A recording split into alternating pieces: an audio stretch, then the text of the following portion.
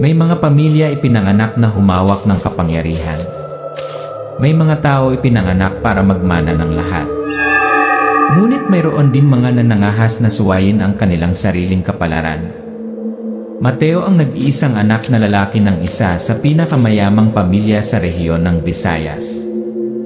Mula sa sandaling imulat niya ang kanyang mga mata sa mundo, lahat ay nagpasya na sa kanyang landas upang sakupin ang isang serye ng mga kumpanya upang palawakin ang imperyo ng negosyo ng pamilya. Ngunit sa kaibuturan ng mga mata na iyon may isa pang pagnanasa na nakatago. Isang mapanganib na pagnanasa. Ang pagnanais na sumugod sa mga lupaing hindi kailanman mangangahas na tapakan ng mga ordinaryong tao. Ang pagnanais na mahawakan ang mga misteryo na ang pag-alam lamang sa mga ito ay sapat na upang isakripisyo ang kanyang buhay. Nang gabing iyon, tahimik na nakaupo si Mateo na mag-isa, binabasa ang mga dilaw na linya sa esoteric na libro. Kabilang sa mga ito, mayroong isang nakalimutang sinaunang kwento tungkol sa isang higanting nilalang na nabuhay ng daan-daang taon sa malalim na kabubatan, buhayang puyat. Isang gintong buhaya na sinasabing may hawak na mutsa na maaaring magbigay sa may-ari nito ng superhuman na lakas at ang kakayahang makipaglaban sa aswang, ang pinakakilalang demonyong sumisipsip ng dugo sa rehiyong ito. Bumukas ang pinto ng silid, ang taong pumasok ay isang matanda, ang kanyang mga mata ay lumubog, ang halimuyak ng mga dahon ng tabako ay umaaligid sa kanyang paligid. Kung gusto mo talagang mahanap ang mutsa, dapat handa kang magbayad ang iyong buhay. Sabi niya. At mula sa sandaling iyon ang buhay ni Mateo ay umikot kung saan wala nang babalikan. Hindi niya alam na ang paglalakbay na ito ay magdadala sa kanya sa gitna ng isang sinaunang digmaan kung saan ang linya sa pagitan ng mga ngaso at biktima ay mas marupok kaysa dati. At ngayong gabi magsisimula ang lahat. Okay, isusulat ko ang script para sa part isa ayon sa iyong mga kinakailangan. Misteryoso at dramatikong estilo ng pagkukwento, isang bilis na nagpapanatili sa mga manonood na nakatuon, pagpapalawak ng setting upang umangkop sa madlang Amerikano, at nananatili sa orihinal na kwento. Ang mabagal na tunog ng piano pagkatapos ay unti-unting humahalo sa pagkislot ng isang pendulum na orasan. Ang tunog ng mga salamin na dahan-dahang nagsasalubong at ang malayong tawanan ng mga tao sa isang party. Sa isang napakagandang villa sa pinakamayamang lupain sa gitnang Pilipinas. Tahimik na nakatayo si Mateo na nakatingin sa malaking bintanang salamin. Sa ibaba, nakapila ang mga mamahaling sasakyan, masayang nagtataas ng salamin ang mga bisitang nakasuot ng mamahaling suit at evening gown. Mula noong araw na siya ay isinilang siya ay nanirahan sa gitna ng mga kristal na ilaw at marangyang musika.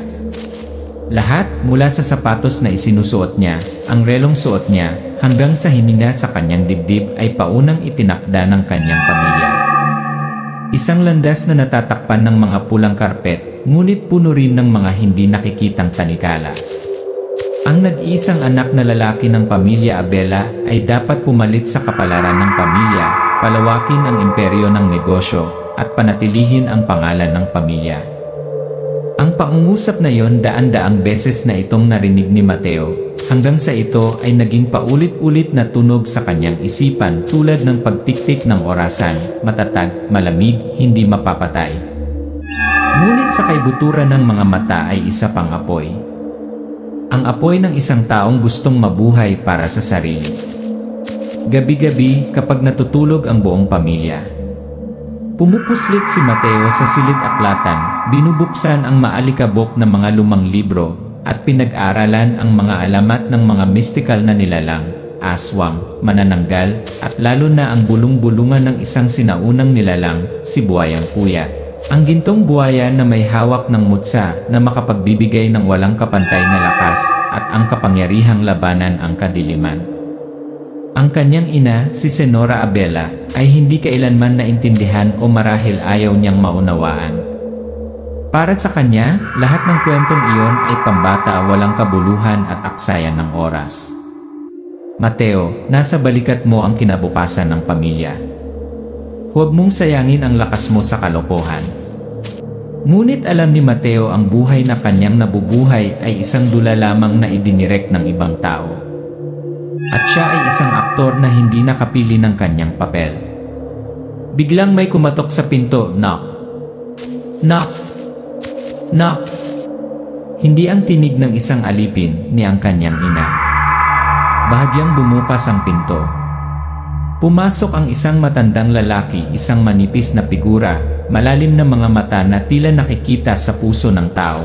Ang kanyang damit ay amoy dahon ng tabako. Matandang lalaki. Ikaw si Mateo, tama? Ako si Mang Tani at alam kong naghahanap ka ng mutsa. Nagulat si Mateo, tumibok ang kanyang puso. Walang nakakaalam noon maliban sa kanya. Kung gusto mo talaga maipapakita ko sa iyo ang daan. Pero tandaan, hindi lang bibigyan ka ng kapangyarihan ng mutsa, kundi dadalhin din ang mga taong papatay sa iyo para makuha ito. At mula sa sandaling iyon, alam na ni Mateo ang kanyang landas ay pumasok sa kadiliman. Ang kaluskos ng tuyong kahoy sa apoy, ang hangin sa gabi na sumisipol sa mga puno. Sa di kalayuan, isang nag-iisang kuwago ang sumisigaw. Kung gusto mong turuan kita, kailangan mong patunayan na handa ka nang harapin ang pinakamasamang nangyayari sa labas, sabi ni Mang Tani, ang kanyang mga mata na nagniningning sa liwanag ng apoy. Si Mateo ay nakaupo pa rin, ngunit ang kanyang mga kamay ay nakakuyong. Paano? May aswang nakangaso sa kaibigan mo. Tatapusin natin ito. Pagkatapos dadalhin kita sa buhayang puyat. Walang negosasyon. Walang takas. Ito ay maaaring magpatuloy o iwanan ang lahat. Umalis sa nayon sina Mateo at Beck bago mag-umaga. Gumagapang ang lumang jeep sa kahabaan ng pulang dumi ng kalsada, pagkatapos ay huminto sa paanan ng bundok na nababalot ng makapal na hamog. Nagsisimula na silang umakyat. Ang bawat hakbang ay ginagawang lumulutang ang mga tuyong dahon sa ilalim ng kanilang mga sapatos. Makapalang hangin, nakakapit sa ilong ang amoy ng mamasa-masa na lupa at nabubulok na dahon. Sa itaas, sinala ng liwanag ang mga dahon na parang mahihinang bitak sa dilim. Bawat kakaibang ingay, isang sanga na pumuputol, isang bagay na dumadausdos sa ilalim ng silhig, ay naabot ni Beck ang kanyang baril. Si Mateo ay tahimik, pakiramdam na parang ang kagubatan ay pinagmamasdan sila. Ang tunog ng lagaslas ng tubig. Nakatayo sila sa pampang ng malawak na batis. At sa gitna, isang malaking, gintong anino ang tamad na lumutang. Labanan ng buhaya. Ang buhayang puyat ay sumambulat mula sa tubig. Ang mga dilaw na mata nito ay kumikinang na parang headlight, ang mahahabang ngipin na kasing tulis ng kutsilyo. Ang mahinang dagundong nito ay yumanig sa lupa. Tumalon si Mateo pabalik, nag-spray ng tubig. Hinila ni Beck ang gatilyo, umalingaw-ngaw ang putok, ngunit sa kaliskis na makapal lamang ang bala. Ang halimaw ay lumundag, ang buntot nito ay tumatawid, na nauntog si Mateo sa isang puno, ang kanyang hininga. Lumabo ang kanyang paningin at doon niya nakita ang ilusyon. Ang kagubatan ay naging isang walang katapusang lesyan. Dose-dosenang dilaw na mga mata ang nanonood sa kanya mula sa kadiliman. Napabalik siya sa realidad ng sigaw ni Beck. Gumulong si Mateo upang maiwasan ang nakamamatay na kagat. Pagkatapos ay sumugod sa harap gamit ang malaking kutsilyo. Isang laslas sa leeg ng buhaya, tumalsik ang makapal na itim na dugo. Ang halimaw ay umungal, napahagulgol, halos kalagkarin silang dalawa sa tubig. Nagpaputok ng huling putok si Beck sa kaliwang mata nito. Ang buhaya ay nagsuray-suray pagkatapos ay gumuho, ang tubig ay nabahiran ng pula. Ang mutsa moment. Lumapit si Mateo. Mula sa kaibuturan ng lalamunan ng nilalang, unti-unting lumitaw ang isang maliwanag na dilaw na liwanag, ang mutsa. Nang hawakan niya iyon ay parang kinuryente ang buong katawan niya. Lalong bumilis ang tibok ng kanyang puso, bawat kalamnan ay puno ng lakas. Naririnig ng kanyang tenga ang huni ng mga insekto na daan-daang metro ang layo. Kitang-kita ng kanyang mga mata ang bawat patak ng tubig na bumabagsak, ang bawat hibla ng buhok ni Beck na nililipad ng hangin. At sa kaibuturan ng kanyang ulo isang bulong, ang kapangyarihang ito ay sayo. Ngunit tandaan lahat ng kapangyarihan ay may kapalit. Hinigpitan ni Mateo ang hawak sa mutsa sa kanyang kamay, hindi niya alam na simula pa lang ito. Ang naghihintay sa kanya sa unahan ay mas mapanganib. Ang lungsod sa gabi ang mga neon na ilaw ay sumasalamin sa mga lusak na kalye. Mga dumadaan, walang nakapansin na may nakamasid sa kanila mula sa madilim na rooftop. Lumakad si Mateo sa gitna ng karamihan, ang mutsa sa kanyang bulsa ay parang pangalawang puso na tumibok ng mas mabilis kaysa karaniwan. Hindi niya alam kung bakit pero pakiramdam niya ay may sumusunod sa kanya. Isang maitim na figura ang lumundag sa harapan niya, mapupulang mata, mahahabang matutulis na ngipin. Para sa isang segundong-segundo, tila bumagal ang oras, lumingon si Mateo, bahagyang umiwas sa pag-atake. Bawat patak ng ulan na tumalsik ay kumikinang sa ilalim ng liwanag. From Mateo's perspective, close grazed his face, ang baho ng dugo ay dumiretso sa kanyang ilong. Pabalik-balik niyang sinuntok ang halimaw sa panga, tuyong umalingaw-ngaw ang tunog ng pagkabali ng mga buto. Bahagyang nanginginig ang kamera sa bawat impact, na nagbibigay sa audience ng pakiramdam ng nasa laban. Habang naghahanda siya para sa susunod na pag-atake, narinig ni Mateo ang isang sigaw. Ilang metro ang layo, isang dalaga ang nakaipit ng isa pang aswang. Ang mga kuko ay bumabaon sa kanyang balikat. Magda! Ang kanyang pangalan ay lumalabas sa kanyang bibig nang hindi man lang naintindihan kung bakit niya ito alam. Si Mateo ay sumugod, pinatumba ang aswang, sinalo si Magda. Lumiwanag ang katawan ni Mutsa. Tinutulak pabalik ang dalawang halimaw gamit ang isang suntok na kasing lakas ng sledgehammer. Sa isang kisap mata, si Mateo ay naging sentro ng atensyon. Ang balita ay kumakalat na parang apoy. Mystery Man defeats monster, ang mga ulo ng balita sa lokal na pahayagan. Ngunit hindi niya alam ang ibig sabihin ng pagliligtas kay Magda ay ang pagmarka ng kanyang pangalan sa listahan ng dapat mamatay ng aswang. Bumalik sa kahoy na kubo ni Mang Tani, narinig siya ni Mateo na nagsasabi ng isang nakakatakot na katotohanan. Ang mga aswang ay hindi lamang mga individual na halimaw. Sila ay isang network, mga pinuno, mga kampon, mga pugad na nakatago kung saan-saan. At ngayon na-provoke mo lang ang buong sistemang iyon. Napatingin si Mateo sa oil lamp, ang kumikislap na liwanag ay sumasalamin sa tensyonado niyang mukha.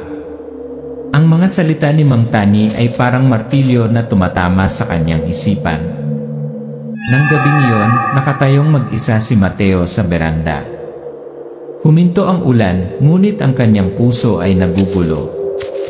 Dalawang landas ang nakaharap sa kanya. Isa, bumalik sa ligtas na buhay, na ipagpatuloy ang tungkulin ng si perpektong tagapagmana na gusto ng kanyang ina. Dalawa, ipagpatuloy ang landas ng dugo at kadiliman, kung saan ang bawat labanan ay maaaring ang huli. Ang mutsa sa kanyang bulsa ay pumalo pa rin na parang hinihimok siya. Ngunit sa kaibuturan, alam ni Mateo, kapag ginawa niya ang hakbang na ito, wala nang babalikan. Ang huni ng hangin na umaalulong sa kabubatan, ang tunog ng mga yabag sa mga tuyong dahon, na may halong tunog ng mabibigat na paghinga. Dumadagundong ang background music, bumibilis ang bawat beat habang lumilipas ang oras. Nang gabing iyon walang liwanag ng buwan. Tanging ang makapal na dilim na bumabalot sa kabubatan. Tahimik na kumilos sina Mateo, Beck at Mang Tani, bawat hakbang ay parang multo. Sa harap nila ay isang abandonadong bahay, ang pugad ng aswang, at kung saan nakakulong si Magda. Tandaan mo ang sinabi ko sa iyo, umatake lang kung kinakailangan. Isang dagdag na tunog at patay na tayo, bulong ni Mang Tani.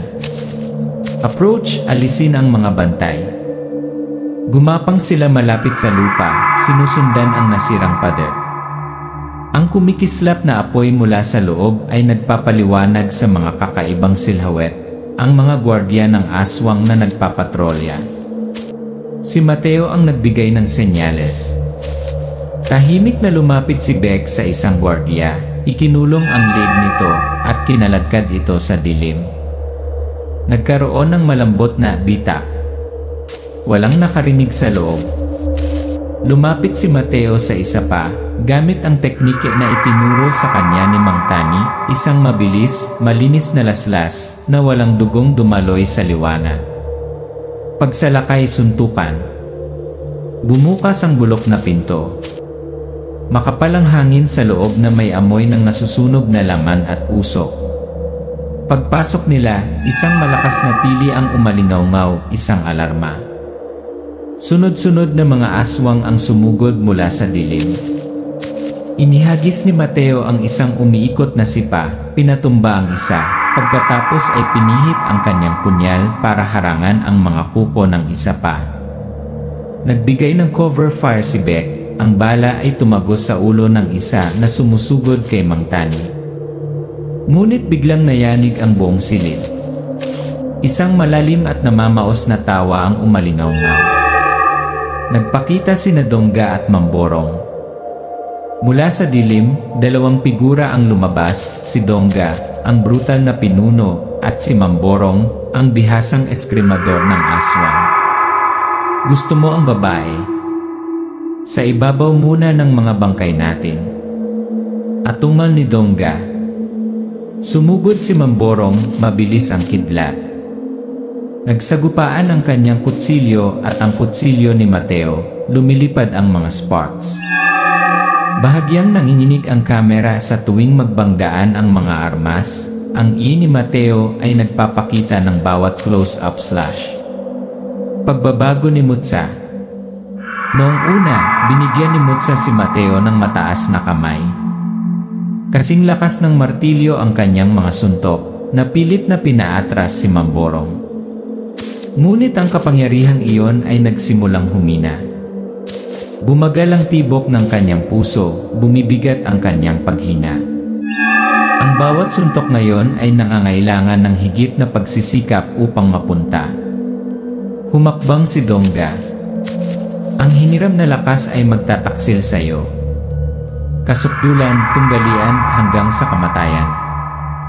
Walang ibang namagitan.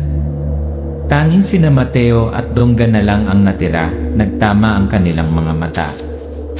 Sumugod si Dongga na may mahabang kuko, yumuko si Mateo, hinagisan ng kawit ang tiyan ng kanyang kalaban. Napakalakas ng suntok kaya bumulwak ang dugo mula sa bibig ni Dongga. Ngunit nanatiling nakatayo si Dongga. Hinawakan niya sa mga balikat si Mateo at inihagis sa pader. Ang impact ay nagpaulan ng alikabok. Nagpumiglas si Mateo, tumutulo ang dugo sa gilid ng bibig, nagliliyab ang mga mata. Nagpanggap siya ng tuwid na kanan, pagkatapos ay umikot at inihagis ang kaliwang siko, na bali ang panga ni Dongga.